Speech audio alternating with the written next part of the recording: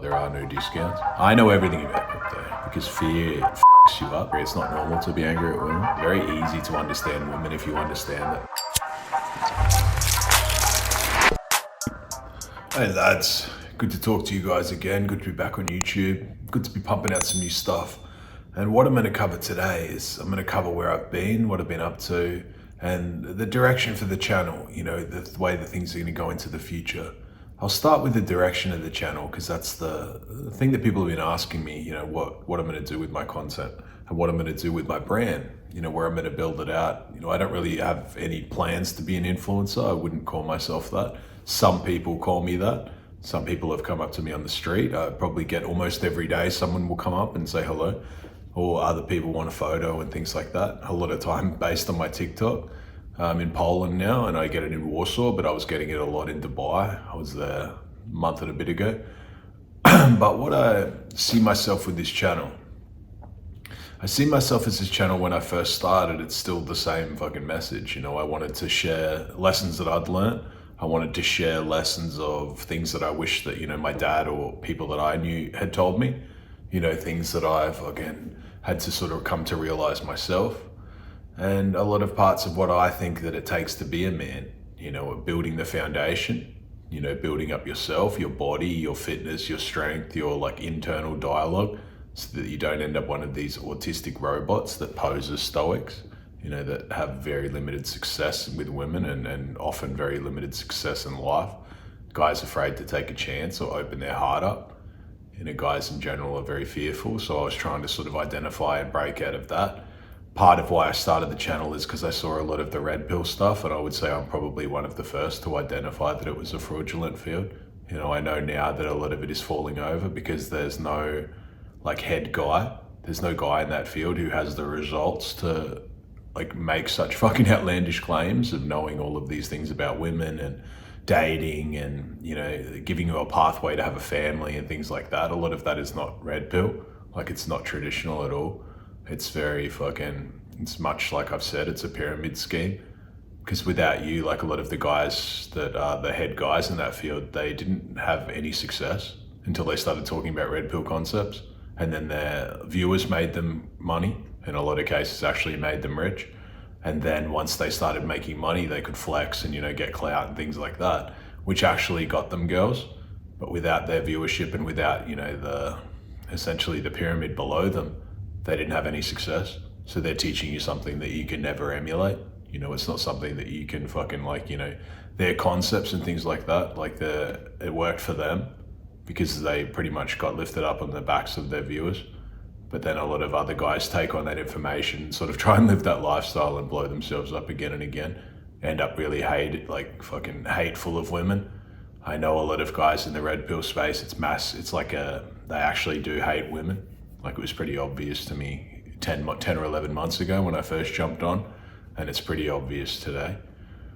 You know, they've got a hardness towards women because they have a lack of success and a lack of results. They got a hardness to them, the same as a hardness that the poor people have against the rich. You know, it's like being manufactured. It's taken time to get there. It's gotten there from a lack of results. You know, it's not normal to hate women. You know, it's fucking very dumb, and it's not normal also to pass on passive damage to other guys, specifically teaching young men to be fearful. You know, when someone wants you to be afraid, it's because they're selling you something, like they're trying to manipulate you. It's easy to manipulate someone if you find their pain points, and if you can't find them, you just create them. You know, a lot of guys in that red pill space are fucking nerds, like they're fucking dorks. They don't have their foundation or their shit together at all. And their dream is just to be some big customer to chicks, you know, like essentially not love a girl, but then also not be loved because they're cowardly, like they're afraid. Because when you love, it's risky, like you can lose now because it's all on the line. Like, she can wake up one day and say that she doesn't love you anymore, and then it hurts. But if you don't love, you know, if you don't allow yourself to be all in or, you know, make a move like that, it's like quite a shallow existence. It's like the life of a bot. A lot of those guys are NPCs, like just in different ways. They think completely binary, like a machine. You know, a lot of the life and everything, all the juices in the gray. You know, it's not just the yes and no world. Like most of the things, it's all in the gray. Like that's where most of the fucking answers lie. Like the nuances, that your life is just built up around nuances. It's not a yes and no world. And it takes like, I'm trying to teach guys, or I was part of my older clips too, is trying to teach guys to be like fucking able to reflect on themselves and look inside and become self-aware, because a lot of guys aren't. They're distracted bots running around. Truth is absolute, but truth relating to like, dating market and things like that, it's subjective. It matters on who you are. Like if you're some 300-pound chick running around, her truth is going to be completely different than some chick who's like a 120-pound model running around. The 300-pound girl is going to be like everyone, like people in general are quite cold to me. Like they're quite mean, and people don't have a lot of time for me, and I don't get hit on much. Not many people want to talk to me. People tolerate me and give me weird looks and things like that. So she's going to have a hardness to it. And then the 120-pound fucking model is just going to say how everyone fucking kisses their feet, because that's the like world that we live in. And it's the same with guys. If you're me, like you've done all of the work to be in shape, you're rich, you've got all your shit together, your life's going to be very different. Like how I see women is going to be different to some 300-pound neckbeard. Like he's going to tell me that women are fucking, trash and mean and they're hard on him and all of these things, because he doesn't meet the prerequisites. Like he hasn't done the work. He's not respected. Like he's not really a respectable person because he's a fat fuck. And then it's the same with these like red pill fucking dweebs that jump on. Most of them haven't got their shit together. Like if they have their shit together at all, it's just because they have money, and they only have money from selling fucking books and crap that relates to the red pill. Like it's essentially a pyramid scheme. You could say it's a Ponzi scheme because there's no product. Like there's no fucking, it's just information that essentially damages men. There's no guy running around who's having more success having taken in the red pill concepts. Like he's now just taking in a bunch of bad information. So when girls do things or women do things around him, he just pushes it straight to the worst possible outcome. Like he runs around with a lot of fear in his heart now. And fear is fucking bad. Like it's a dangerous thing. In the old days with tribes and things like that, if someone was running around, like if they had to raid a village and they had someone in the tribe running around trying to scare everyone, telling everyone how they could die, they would just get rid of that person. Because fear, it fucks you up. Like you're fearful of something that hasn't even happened yet. Like you're not going to perform better in a state of fear. It's going to freeze you up, especially when you're talking to women and doing things like that, because you have to be in a flow state. It's like fighting. Like the first round or the first minute or something, you can be tense and you fight worse. But then once you break into that flow state, it doesn't feel like you're hitting as hard, but you're actually hitting a lot harder and a lot better. And that's like that with talking to women. The more you think about it, you're going to fuck up. Like it's going to come across weird or autistic or staged, or like, you're reading lines. But then if you relax, as you get deeper into the conversation, it gets better and she gets better. It's not something that you can just fucking, not all the answers are like written down to be autistic about. A lot of it is just instinct. Like it's natural, like it's nature. You have to let that sort of shit take over. So it's not going to be a video bashing up the red pill, because I mean that the red pill is done. Like it's finished. It's fucking for dating. Red pill for truth is very possible, like conspiracy theories and things like that. A lot of those are true. But red pill for dating is toast. Like they don't have a centralized figure or someone at the top where you can look at and be like, this is the guy who has the results and he's talking about that and he got it through this, like through these red pill ideologies. A lot of the shit with the red pill too, I talked to Kevin Samuels about when he was still alive. I asked him if he was a red pill guy and if he believed in a lot of that stuff. I talked to him for quite a long time. I probably talked to him for like 8 or 10 hours before he died. And he told me that he thought it was all low value and it was all very theoretical, and that it had like a lot of pitfalls, and that he didn't think it was high value. And he generally said much the same as me, which is that it's just the space of guys that are angry at women. Like it's quite obvious. They're not angry. It's not normal to be angry at women. Like for a man, it's only normal because they have a lack of results. They were dorks, and now they're like coping and saying that women are fucking all bad instead of doing the shit together on themselves. Like no one I've ever met that watches that shit has a better life after like 1 year. It's not stuff that like red pill is truth. Yes, if you go to the gym and do all of those things, your life will improve. But if you're taking on a lot of red pill stuff for dating and things like that, a lot of it is very toxic. It's like taking in a bunch of fucking radiation and then running around and thinking that your life's going to be better, and it's not. Like it's pretty obvious. What you take in is what you see in the world. Because women do other things and like, you know, the nuances, you just go straight to the worst possible outcome. You just think, you know, you're fearful, like you're living in a massive amount of scarcity. It's like a girl fucking misses your call like one time and some of these spastics just running around thinking that she's like getting gangbanged. You know, it's not always like, not every girl is a hoe and not every girl's on OnlyFans and not every girl's like trash. Like there are a lot of good women around.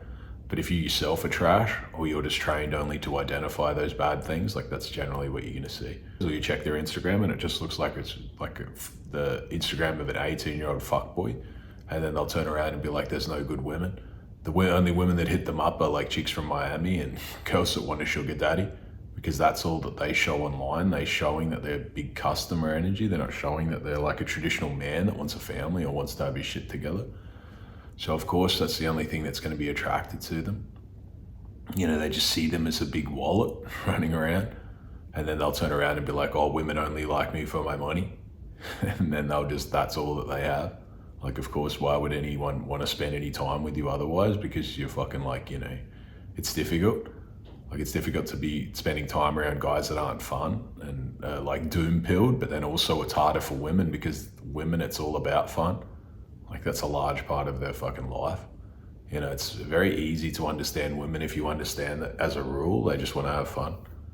It's pretty fucking easy to understand them. But a lot of guys think that it's like cool to disrespect them, or it's funny to, you know, like make jokes about them or put them down or, you know, try and find like the most insecure girl on the planet and then just degrade it. That's not really as much of a thing anymore because they've got too many guys in their ears. You know, the very concept that a woman, even a 7 out of 10, is going to have lower self-esteem, like that's not really a thing anymore. It used to be, but now that same girl would just get hundreds of guys message her online, telling her how great she is. So a lot of that shit doesn't work. You know, you just look defective. Like if you run up to a girl that's even a 6 and start like talking shit to her or talking down to her, it's not going to really hit that well. You know, it's not going to be something that has a big amount of success. I've said it before, it's like going into the Lamborghini dealership and then being like, I don't like this color, so give it to me for half price. And I'll just tell you to fuck off, like there are no discounts.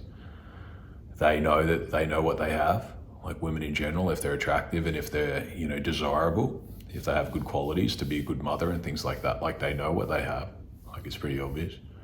So this whole like, you know, that you have to neg and you have to be hard on women and all of this stuff, like for the most part, it's only because you're trying to lower their value because your value sucks. Like it's pretty obvious. It's like little dick energy and it comes across.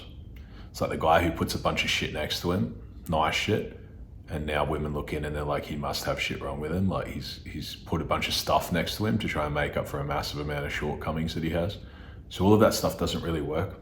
Like a lot of the shit, this like red pill sort of ideas and things like that, they just teach people to be hyper consumers, as though like, you know, people only like you if you have nice shit. And that's not true. Like you're still the same guy. Said it before, if you get a mansion, if you get a Lamborghini, if you get shit and you think suddenly people are going to want to be around you, like you haven't changed. They're only going to want to be around you to get you shit. Like, you know, chicks are going to want to be around just because they're going to see you as a cash machine. Be like, what can I get out of this guy? Like this guy's sloppy with his money, he's buying a bunch of crap, like maybe he can spend money on me. And then they'll turn around and be like, women only like money, but there's nothing else. Like if you're not building out the rest of the qualities, of course, that's all that they see. Like that's all that you have to offer. So why the fuck would they be there for any other reason? So yes, a lot of this like megalomaniac sort of everyone needs to be some giant consumer and everyone's got to roll around in fucking like, you know, private jets and all this shit. That's crap. Like that's dumb. You know, that's just like the mass marketing crap. You know, for most guys, they'll never get in a private jet and that's fine.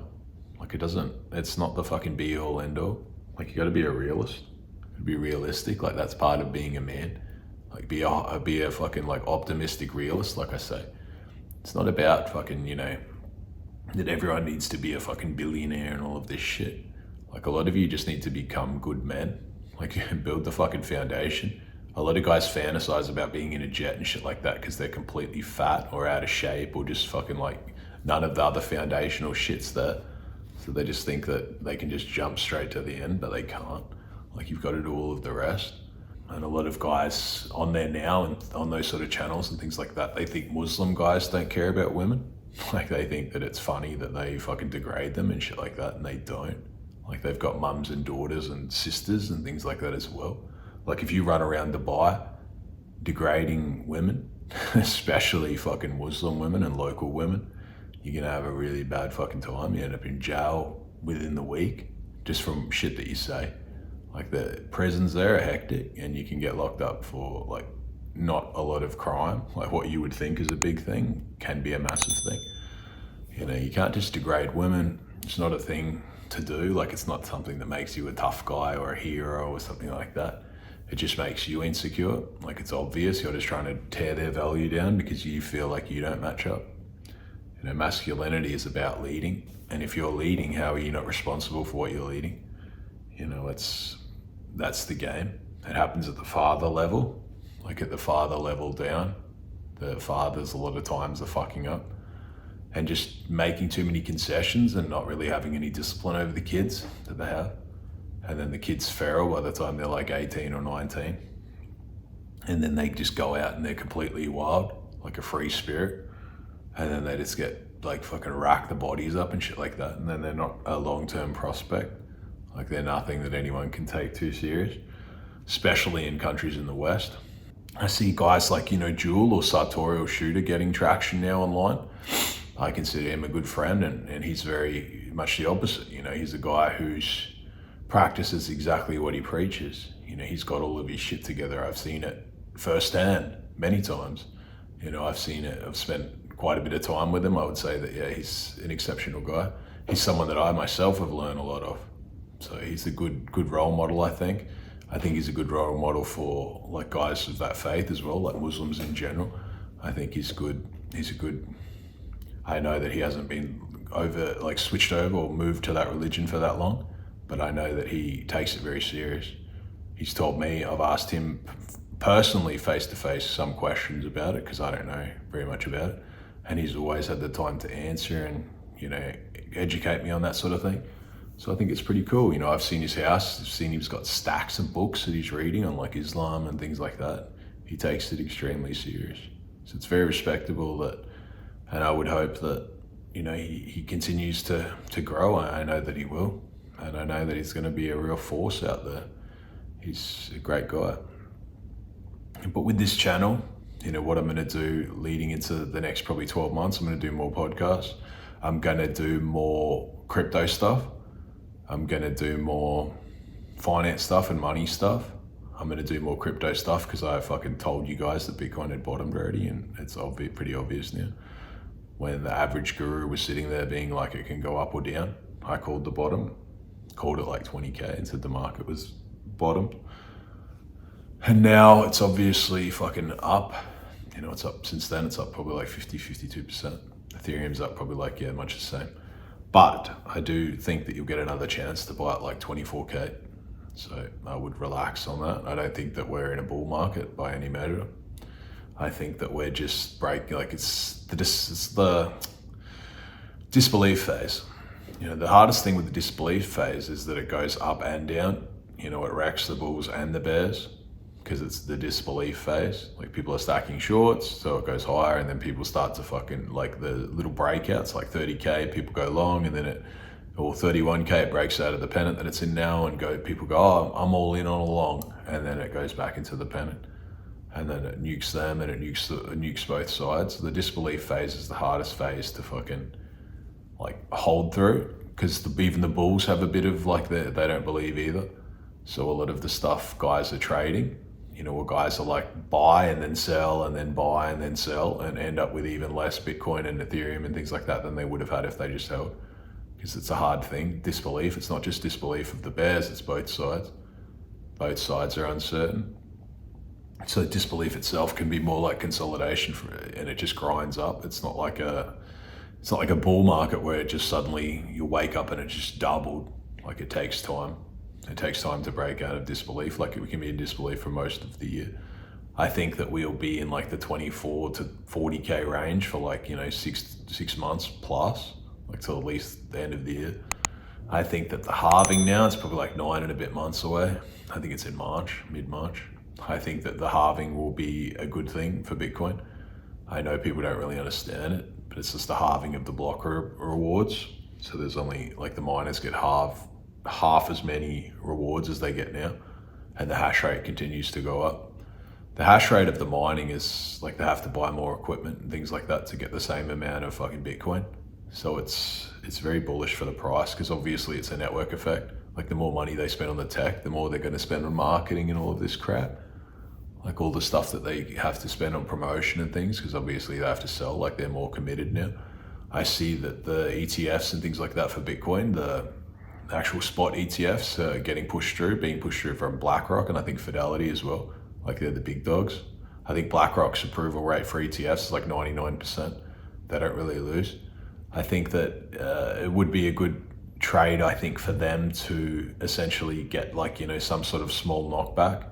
Like, maybe they get knocked back and have to propose a rule change or something. That's what I assume will happen, because there is a rule change where they need to see the liquidity coming from more regulated exchanges, which is just a fancy way of saying that they want to get guys like Binance and that out of being the top guy, and push the fund, or push the fucking, like, volume through their own exchanges that they approve of and have full control over and fully taxed. So I would assume that will take some time to play out, because Binance itself won't, like, want to lay down that easy. They do have a lot of money, but they'll realize quickly that money doesn't matter. I mean, that sort of thing, because they'll just get pushed out of every country that matters. They won't be able to leverage trade in most countries. Like, they'll get their licenses pulled. Doesn't matter how much money they have. It doesn't matter if they throw countries like, the US or Australia or the UK $1 billion to try and get it through. It won't go through, because those countries aren't dumb. Like, they know that they might lose in the short term by not taking an offer like that, but over like 10 or 20 years, they'll make shitloads more. And they'll make it on trading fees and things like that, and they'll have more control. Because Binance will eventually have to come back to them anyway. They just won't be allowed to leverage trade in those countries. The only ones that they'll be able to leverage trade will be through approved exchanges that are, the corpo ones and the insiders, like BlackRock and Fidelity and all of that crap. And they'll have a bunch of ETFs that are smaller than that, but are the same sort of shit. I think that they'll bring out an ETF for Ethereum eventually. I don't think that it might not be this cycle, but I think it might be close. I think that they'll have ETFs for, like, the top 5 or the top 10 coins. Guys are buying shit like PPay and all that sort of shit. And I don't think that, obviously, like, funds or things like that are going to buy that sort of crap. But I think that guys are moving out of, the big caps and things like that into a lot of the meme tokens, which was on the fast track to fucking zero. So then they'll be, like, essentially dumped all their bags, like shit like ADA or something like that, to go into a meme coin that's just trending to zero. And then there'll be more upside in a lot of those other projects, because eventually the ETFs will buy, like, the top 5 or the top 10 projects. They'll be in a basket where the average pleb doesn't know about Cardano or anything else, like, Polkadot or even XRP or something like that. He doesn't know about that shit, but he holds it because he holds, like, a basket of the top 5 or the top 10 projects. I don't know if that'll be XRP, because obviously they have legal issues. Guys ask me about XRP all the time. I think XRP, Hedera and Lumens will have a run, only because the CBDCs are coming out, and I think that people will look to that as like a ugly duckling project, because they are quite similar. I think XRP is itself flawed, like, it's pretty obviously has issues. I mean, if people are using XRP to settle, like banks, that's dumb.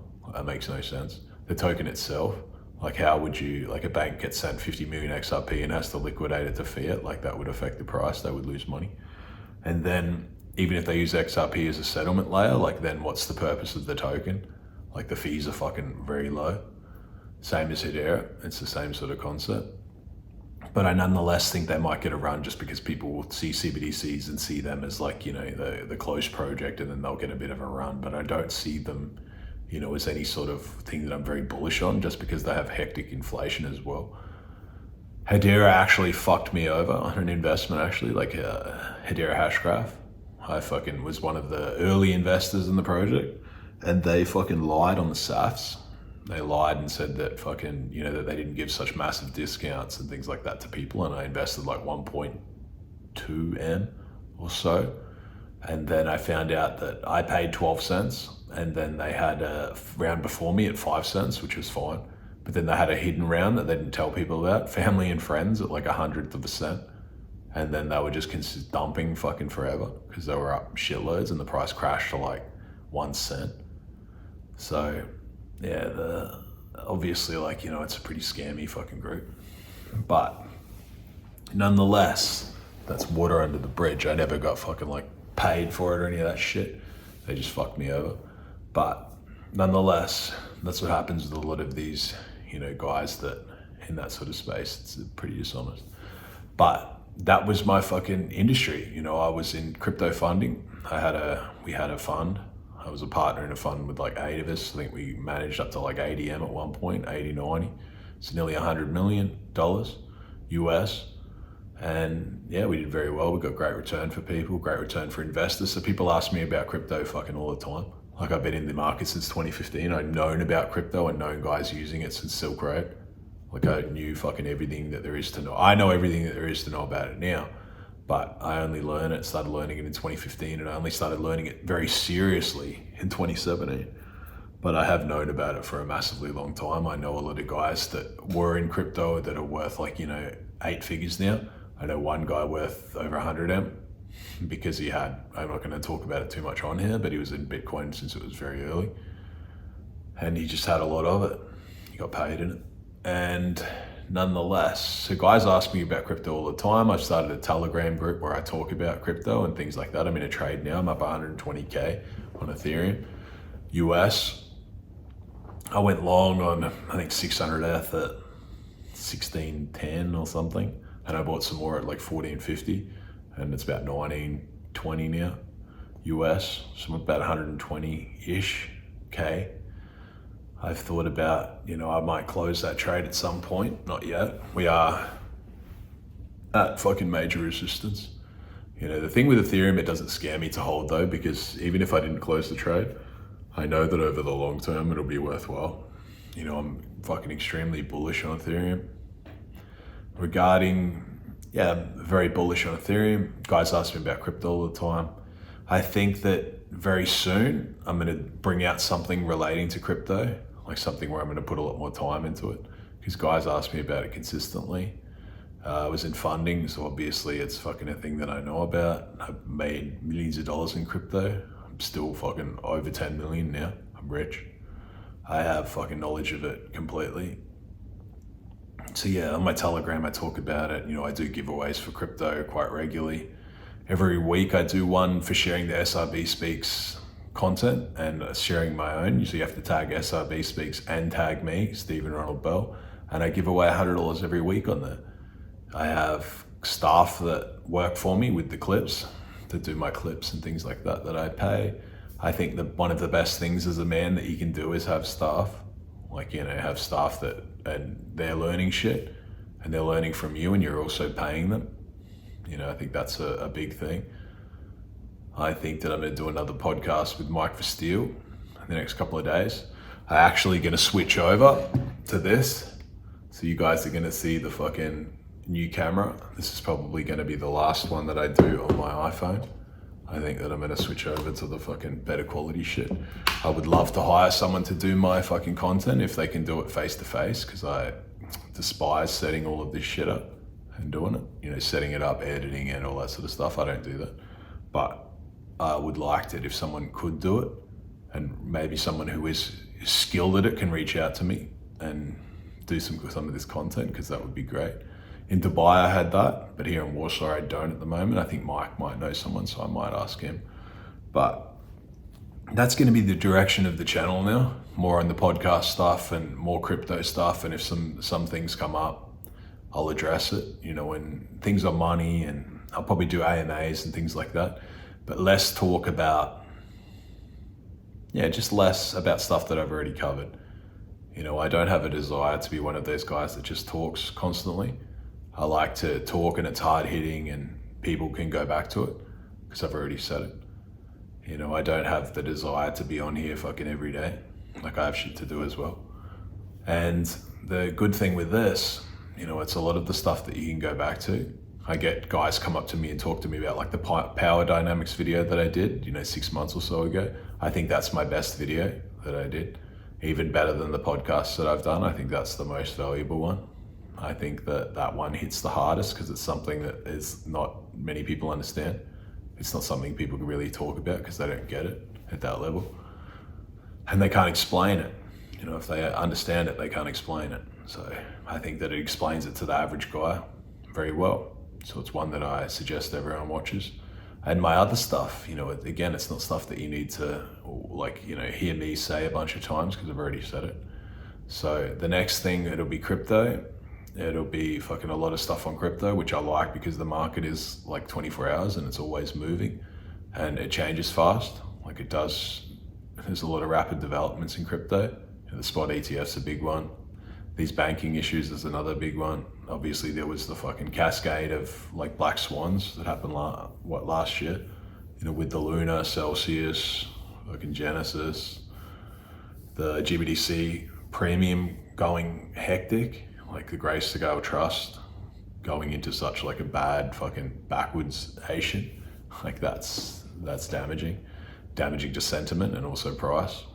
And especially if the concept of them getting liquidated or like going broke somehow, that would have been a big issue. Then the FTX collapse with Sam, you know, there were so many things. The Three Arrows blowing up, like their whole fund blowing up, the Luna stuff, but then also the guy getting arrested and then his crypto being found, like obviously the government's gonna liquidate it. So all of those sort of headwinds, I think we've still got the Mt. Gox headwind. We've still got the headwind of the Silk Road coins. Obviously they've got the Terra guy, Du Quan or whatever his name is, the Asian dude. They've got him, I assume they've got his Bitcoin in that, so they'll probably liquidate it. But that's the game. That's why I love crypto, because it's always fucking rapidly evolving. Like it's always changing. There's no opportunities that are like for the average guy to make as much money as in crypto. You know, it's an industry where there's still a chance if you've got 10K to be a millionaire. You know, the 100Xs, like they actually exist in that space, specifically if you know when to buy and you can hold into a bull market. Like that's the last real industry of the average guy who can, you know, scrape some money together to get rich. It's the space that if you're younger, that's predominantly where you should be looking to invest. You can have your tech stocks and things like that as well, but you should always be looking to crypto, especially if you don't have a lot of money. But even if you do have a lot of money, you can just allocate a certain percentage to it. I see some guys with their superannuation or 401k and things like that, and they don't have any allocation to crypto. Some don't even have any allocation to tech, which is pretty fucking wild to me. Like some guys think that the brick and mortar businesses, like they can't even foresee the issues that they're gonna have leading into the future. Like they have a centralized point of failure. A lot of the best businesses is digital products and like, you know, people wanna own less. Like that's where the world's going, not people owning more. You know, if you have like, you know, businesses and brick and mortar businesses too with riots and shit, like you have a lot of issues. Leading into the future, there's gonna be more riots. The pleb is gonna attack more of like the businesses and shit that he sees because he doesn't understand that the smaller businesses are just run by someone who has more money than him, but not necessarily someone who's rich. And when he destroys those, it's just the big corpos that actually are left over, like they just absorb that market share. Because the smaller guy who's had his business destroyed, he can't really rebuild. Like it's hard for him to leave and then get back into the market. Same as what happened with the virus. Like a lot of guys lost their business and they couldn't get back into it. Because it's not that easy with momentum. You know, if you have to shut your business down for 3 months and then you come back to like reopen it, that can be it. With a small business especially, because the momentum's gone. It's not that easy to fucking get back into it. And with the virus, because it was so long, a lot of people's like social habits and things have changed. So certain businesses have grown and other businesses have not. Like other businesses have like faltered and now the fundamentals have changed because people have been locked up and they realize like that they actually like to be online and do all of that sort of crap. You know, it's a prep towards VR. I talk about VR a lot, but people don't understand what's coming like I do. I understand shit like forward. People only understand shit as it happens or like when it's fucking been like watered down and explained. But I can see people's like social habits and then I can see what's coming in the future, like where it all ends. So that's gonna be more of where the channel is, lads. I'm gonna be fucking boxing, still doing my boxing. I'm gonna keep training and, you know, looking after myself. I'm still fucking got a bit to go. get back into the gym. I'm sitting about 87 kilos. I want to be down to 85. So that's where I want to be now. I want to be doing more running. I've got, it's injuries and shit is good. I don't really have any injuries. For 37, I'm doing pretty well. I still take TRT, but I only take like 100 mgs a week. So it puts me in the high average. I know some fucking retards think that that's the same as juicing. They seem to think like life is some USADA tested competition because they've been fed the psyop. Like they're dumb. They think that when you're 40 that you're just meant to just live with low T, or like let your T just crash to like half where it should be, because they're dumbasses. They'd rather just be Mr. Natural. And then they don't understand a lot of the food and water and shit that they're getting isn't natural. Like it's pushing their T levels down and their estrogen and prolactin and progesterone, blowing it all out. And the higher your estrogen goes, it lowers your T.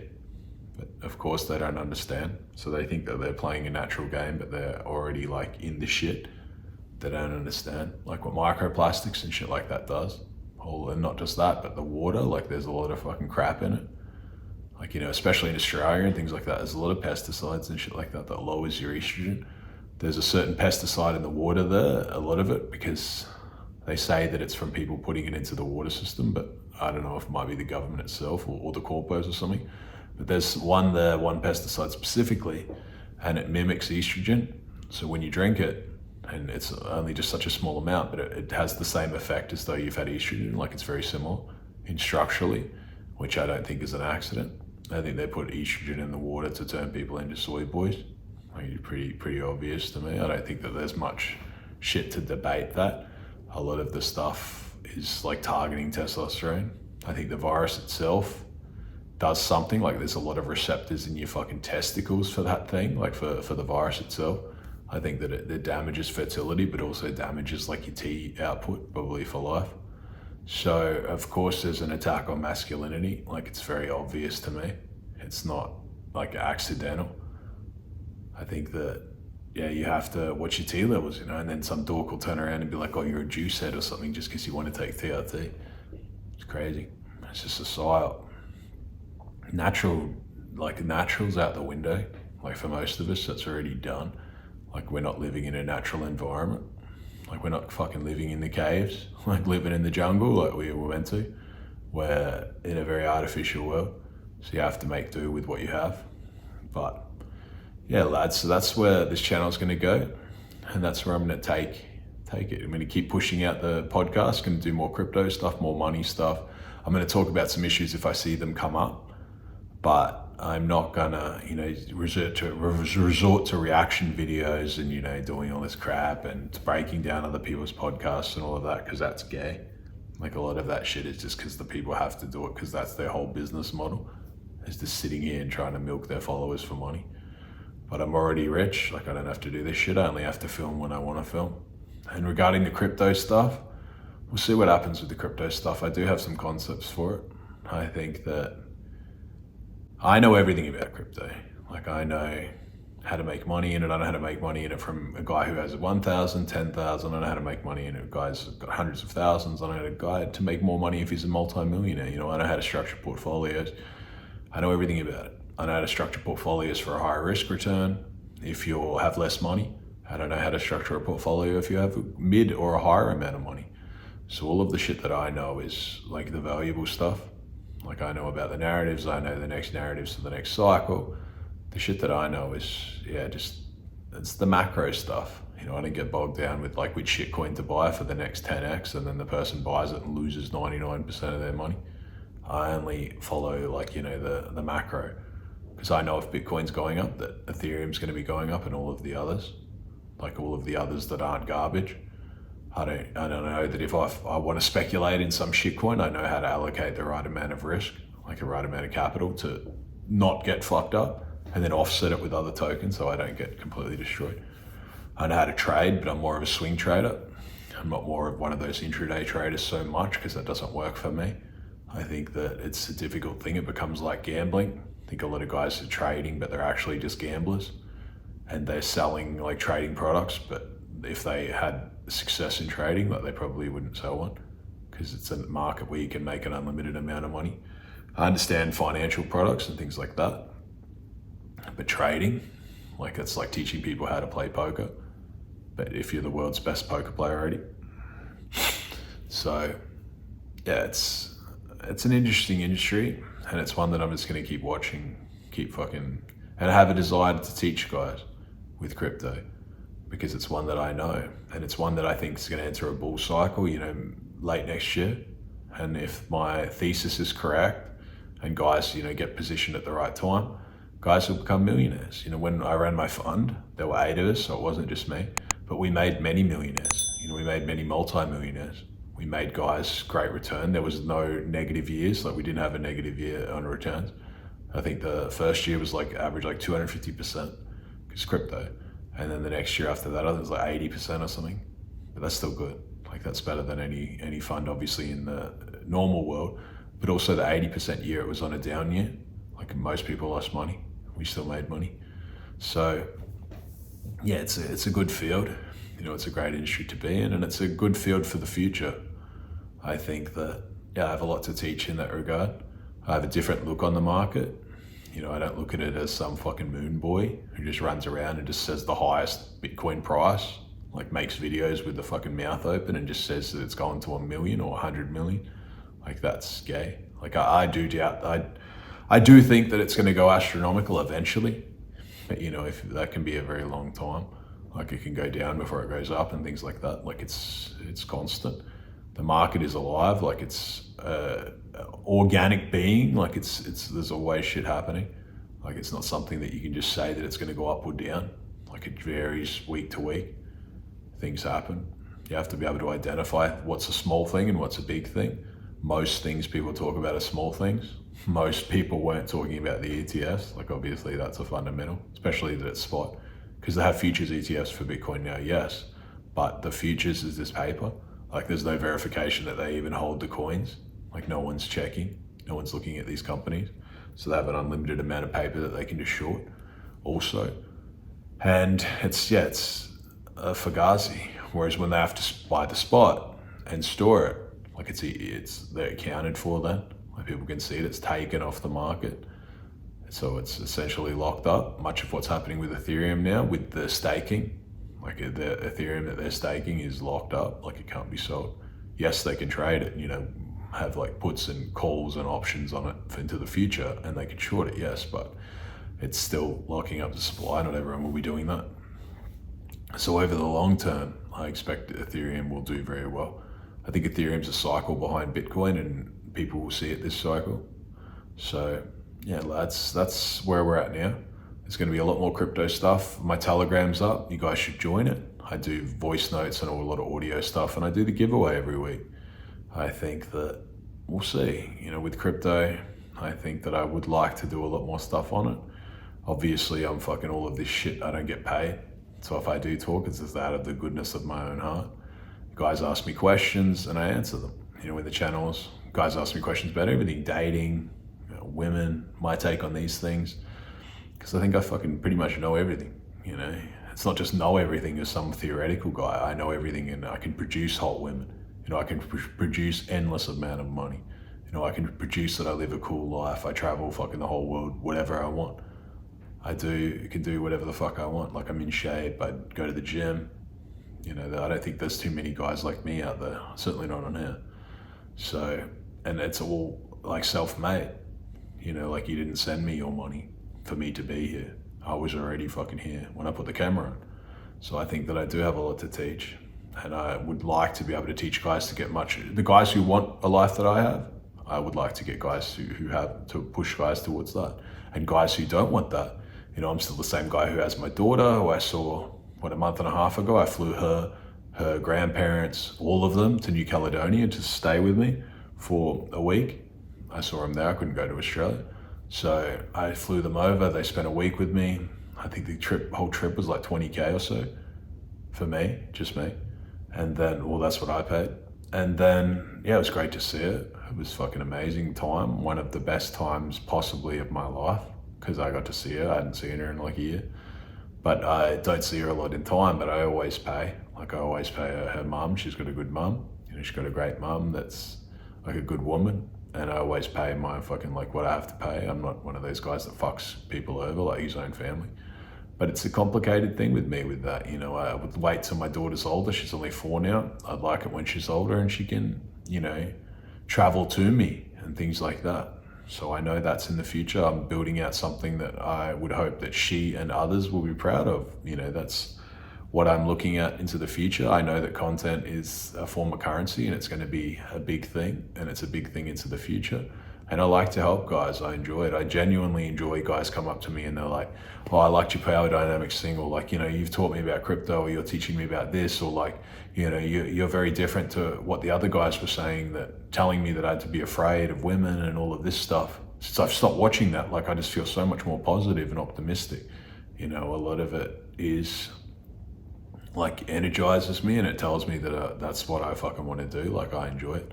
And I know some guys watch my stuff and they're like, could be negative, or like, it's too in your face or something like that. I think for me, that's just how I am. Like, that's the only way that I get my point across as well. Everyone is just how they are. Some guys jump on and they're, all laughing and full of laughter and stuff like that. And other guys like me, I can only be myself. I know, that's all I can be. And I enjoy fucking teaching. I think that with the crypto stuff, I hope some of you get in the Telegram and you guys will see that I want all of us to make money. Like, I want all of us to fucking learn that field, because it's a good way to make money, like leading into the future. It's a good investment, and it's a good thing to learn, because the thing with most guys, like, most guys, if they want to teach crypto or something like that, they just give like, do this or that. Like, they're not actually teaching the fucking like whole industry itself. It's not like, it's teach the man to fish and he never fucking starves, instead of just giving him like a fish here and there. You want to teach the person. But of course, if people want to learn the fish, there's still going to be things there that they can action. But I would advise a lot of you, specifically if you're younger, to learn that field. It's not going away. And it's very weighted towards like the retail guy at the moment, because it's not really like feasible and things like that. For the reason why we did so good in funding, and the reason why we could get, manage 80 or 90M after like 6 months, is because it's not like worth it for the big guys to play in yet. Like, they eventually will, but it's not worth it yet because they manage too much money. The very concept that even if they had little teams that were like, going to put 100M and things like that into blockchain projects and things like that, it doesn't make sense. Like, they're managing too much money. That's just another branch that they would have to move off and hire more people to like manage such a small portfolio. It doesn't really make sense for the big guys, and also doesn't make sense yet for the big traders and things like that, because it's not liquid enough. Like BlackRock or other guys, if they have like trading desks and things like that, there's not enough liquidity in the market for them to move like, hundreds of M positions around. I think they would be getting close, but for them, it's still probably a little bit small. I think that as the exchanges expand, into the more like big corpo ones, that there will be more liquidity in the market, and then they will be able to do what they want to do and move it around how they want. But I think that the tinfoil hat guys who told everyone that the market was going to die and that BlackRock was going to kill it and that the US dollar was, they saw it as a competitor and they'll destroy it, that's not true. I always said that they would just control the industry, because it's pretty dumb to kill innovation when you can just control innovation and make fees off it for fucking ever. It's the game. Like, they're going to control all the mining, they'll be able to censor it, but then they'll be able to censor it at exchange level as well. So the KYC and all that stuff's in place, so they'll be able to get all the taxes and things like that they feel that they're entitled to. They'll be able to see eventually what people hold. Like, they'll be able to see what wallets and shit that you own. Like, you'll be KYC'd at the wallet level. People don't understand what's coming. Monero and shit, I love Monero, but into the future it'll be delisted from all exchanges. Like, it's pretty obvious. People will still use it or still have utility, but they won't really be able to trade it that well, because it's a threat, I also saw that fucking guy, the Monero guy, he was held in South Africa for a few weeks for some fucking like unrelated crap, but he was held in the prison there, so who knows if they broke the fucking like O-ring or the encryption or whatever they have there. Like, they did lock him up for a period and then let him go. So that's the game. Like, that's the shit that they do. They did it to the Tornado Cash guy too, I believe. Locked him up for a period. They lock him up and then they try to break down like what they know, who they know, and to break up like the, encryption and like figure out all the fucking devs and shit like that, like they break the people. But yeah, it's an interesting time. It's an interesting field. It's a great time to learn game theory as well. For a lot of you, game theory is a great thing. You know, guys talk about logic and things like that, but game theory is fucking very important. Like why people do shit and seeing like patterns and things like that and how to fucking like, you know, get the most out of people and what people do with like groupthink and things like that. Game theory is a great thing to study. A master of game theory is Richard Hart. He's a guy who's fucking very good at that. He's very good at understanding people. He understands people moves ahead because his game theory is very high. It's like, you know, chess, but chess is a game of like, you know, it's a rigid game. You know, like you can only move certain ways, like it's all organized, it's all structured, like it's very predictable. People aren't. Sometimes they'll do shit that goes against like who they are or their beliefs or like defies logic. So game theory is a very important thing to learn. I wouldn't say I'm a master of game theory on his level, but I understand game theory at a massive level because I've sold fucking drugs for years. I know shit that people do. Like I know shit that junkies do, and they're very like manipulative and sneaky and things like that. So they're very difficult to understand what they're gonna do. And not only just that, but dangerous people, it's the same. So yeah, I would say I'm a master in that field. I would say that's a field that people should learn. I would say that, you know, I'm not at Richard Hart's level. He's someone I can see as tiers above me in that field, but I can see his moves and shit that he does. And regarding Hex, you know, I'm not one of those like blind Hex bulls or something. I don't have any Hex. I did sacrifice for Pulse Hex. I'm down. I think it's down like 50% or something from the sacrifice price. But I was always like, you know, I would just put in and it was money that I didn't care about. Like I don't care. It was less than 1% of my net worth. I think that I put in like 0.2% or some shit. So I don't really, you know, it was a play where I'm looking like 1 or 2 years out and it doesn't worry me too much if I lose my money. But yeah, I was actually around for when Hex launched. I remember it dropped like 50 or 60% in the first period and then it went crazy. But yeah, I would never thought Pulse Hex would be another Hex. I mean that the market cap is already too high when it's starting. But it's a play that I was looking at for like a year or two. I'll see how it goes with the burning and the deflation and things like that and see what happens with Richard. I don't, you know, dislike the guy. I think that he's very educated, he's very smart. I think that in a lot of ways he doesn't have his shit together, like he's out of shape and things like that. But he's, you know, I wouldn't call him a scammer or anything like that because he delivered the product that he said he was going to deliver. You know, he's a very educated guy, he's very smart. So yeah, that's my take on a bunch of the stuff, lads. And I hope to see you in the Telegram. I think that, yeah, I'm the guy that you're going to want to learn crypto of, especially if you're anything, you know, normal guy.